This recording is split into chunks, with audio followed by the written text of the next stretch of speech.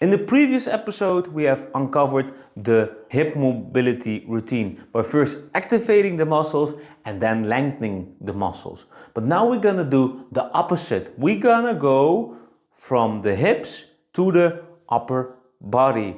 So there are 4 exercises that helped myself to create a more mobile and stronger posture and upper body, so my lower back will also become directly stronger and mobile from these 4 exercises.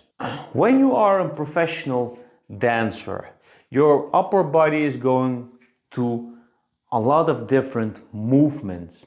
But when you have a lower back pain and you keep dancing, you will end up in a more rounded position. And because you are in a round position, you will give signals to your brain that's okay to be in this position, because this is your natural protection posture, what we humans have been doing for thousands and thousands of years if we feel danger in our body. And when your lower back is very painful, your brain will think this is dangerous. So go like this. And for a couple of hours, days, weeks, you will feel very comfortable.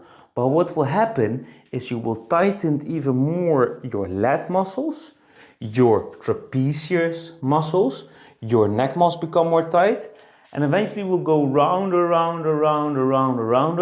and then you create more load on the lower back because your upper body cannot take on the load. The first exercise we're gonna start off with is the trap 3 raises. So one of the most weakest areas in the human body we dancers don't train is the mid back. So we have a muscle called the trapezius muscle, and this muscle is the connecting piece between your upper back and your lower back. And with this exercise, you also directly training your lower back because of the connection part. The first exercise what you're gonna do is you're gonna stand against a wall, have your feet in a wide position. It doesn't matter if your legs are straight or bent. It really doesn't matter. Have your upper body in a 45 angle. From there, you pull your shoulder blades to the back, tighten your core, have your arms locked, straightened, and make a fist with your hands and thumbs up. So you will create tension in your whole arm and in your shoulder. And from there, you're going slowly up till you are somewhere 45 degrees, and then go down. Go up, go down, go up, and go down. Don't have your arms too much in this position, and also not too much in this position. You want to have in that middle. If you have done that between the 10 and 20 times, stop and then do it again. This was one of those exercises that helped me strengthen my lower back directly if my lower back was too painful to train it on itself. Remember when I told you that when dancers have lower back pain, that they will go more for a rounded position? You want to do the opposite of the roundness. You want to make it more straightened and stretch it out. Because if your upper back becomes more tightened, then you will also create less space in your armpits.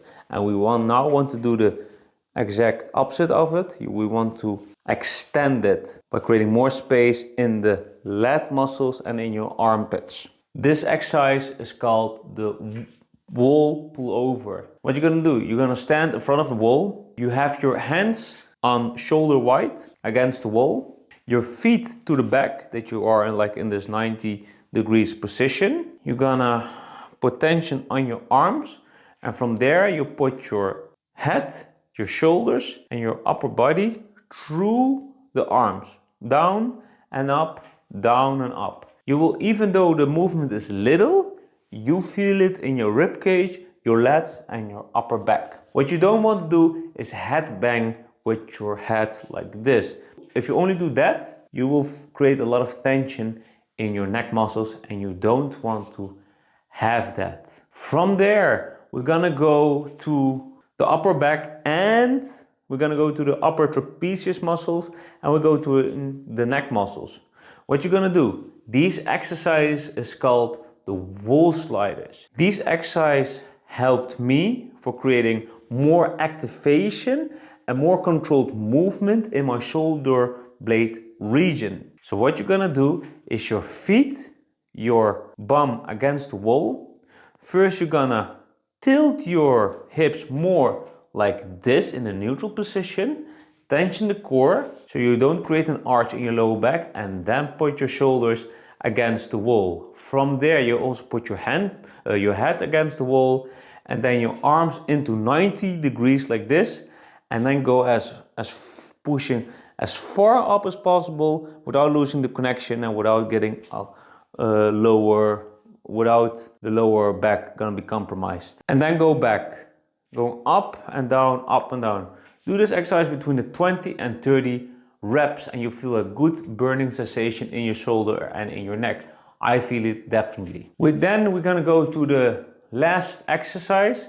This is called the active hanging. Just like the wall pull over, we create with this exercise a lot of space in your upper back. Why not passively hanging? Because if we passively hanging, we decompress our spine, that's very chill, but we don't want to loosen our spine, we want to activate our spine and also stretching. Don't forget in the hip mobility video that we are doing active mobility by activating the muscle. So what you're gonna do is first hang on a bar, because the bar is higher than myself and I cannot touch with my feet the ground. I stacked some pillows on each other. I have my hands like this. I compress my shoulders down, my head is up, and my feet are touching the ground if this is too much for my body. Hold this for 10 to 30 seconds and release. If this goes good after a couple of days, weeks, or even months or years, then stack them off. So you only touch with your tippy toes the ground. So you put now more load onto your lower back and on your upper back, if they allow it. If you have done this again between the 10 and 30 seconds and you feel comfortable, go away with the last pillow or go to a higher bar and then hang there for 10 to 30 seconds. And do this for a couple of sets. You can do this multiple times onto the day. Don't go crazy with this hanging exercise because we want to tolerate the pain. The biggest lesson that I personally learned from my lower back journey and also in this journey is that your body isn't one body part, not one muscle, not one joint. It's a total connection of joints, muscles and bones. If you have great pain, to isolate certain muscles, and when you isolate them, they will connect eventually with each other. Never work through pain. And if you want to see the previous episodes, check out the previous episodes in this playlist, and this will help you. Put in the comments what you want to see next.